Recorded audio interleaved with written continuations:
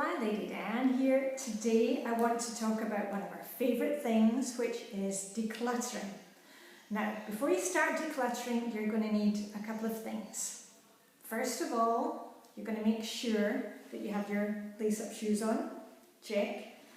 Why do we put on our shoes? Well, you know what, we don't want any flip-flops and we don't want bare feet because you can end up standing on things. If you've got a lot of chaos around you, you might knock things over when you're decluttering, and we do not want any accidents. And also, having your shoes on makes us work faster. It's just a fact, you're just going to have to believe us and trust us on that. Second thing, once you've got your shoes on, is make sure that you have a timer. Now, it does not have to be the Flylady timer. Do not go out and buy more stuff. You've got plenty of stuff already. Use what you have. So if you don't have a timer, look in the kitchen. There's probably one on your stove. Use your telephone. All telephones have timers. You're going to set the timer for 15 minutes. Okay, when you're decluttering. When the timer goes off, that means that you have to stop. Okay, you're not allowed to set it again and say, well, I'm not quite finished. This is the whole point of the system. When we declutter with Flylady, we're going to be doing it on a regular basis, and it's not going to overwhelm us. Okay, we're just taking a little bit at a time, so it's not scary any longer. So you've got your shoes, you've got your timer, and you're ready to get started. But let's back up a bit. You are going to need 3 bags or boxes to put the things into. Now, I have the Flylady set. I'll show you here, they come, it's one of these pop-up things. And, you know, they're easy to handle and light, and, you know, you can keep them, they're easy to put away. This one is throwaway. And then, this is my favourite one, pink one. I love pink. This is the put away basket. And then this one here, this is one that I have actually put up permanently. This is the giveaway basket. And in here I put the things which we're going to be donating to the thrift store and the charity shop. Now, as I just said to you, you do not have to buy the Flylady set. You do not need more stuff in your house. Okay? So if you don't have the Flylady set, then find either 3 boxes. Maybe you've got some moving boxes. Use those. Just make sure if you're using moving boxes that they aren't too big, because they can get heavy and they're difficult to lift. Perhaps you have 3 old baskets that you could use.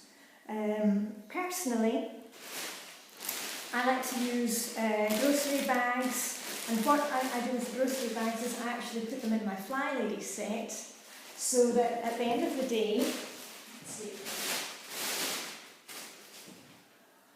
I put you know, one in each basket, and then at the end of the day, when I'm finished, I can just grab the grocery bag of things that are going out in the trash and take it right out. Now, how are you going to go about the decluttering? So you've got your shoes on, you've got your timer, you've got your 3 bags or boxes or baskets.